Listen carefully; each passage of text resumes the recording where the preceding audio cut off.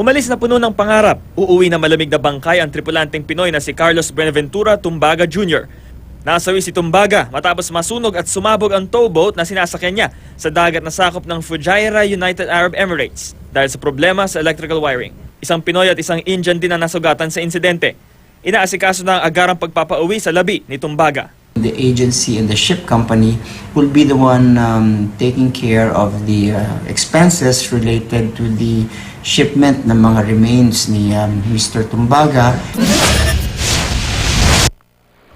Nag-aalala mga kaanak ni Emebel Cinco Losada na nagtatrabaho sa Kuwait bilang isang domestic helper. May nakita kasi silang post sa social media si Emebel na nagsasabing pinagalitan at sinaktan siya ng anak ng kanyang amo.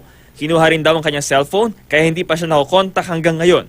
Nangyari rin daw ang ganitong pagmamalupit sa kapatid ni Emebel na binugbog at sinabuyan ng likido sa mata kaya nabulag. Umpisa pa lang daw nagka-problema na yan si Amy, hindi pinakain, tapos ganyan. So ngayon, kinuha na yung cellphone niya, tapos sinampas siya.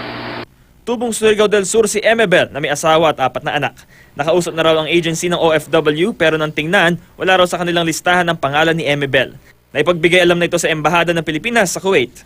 Bam Alegre, GMA News.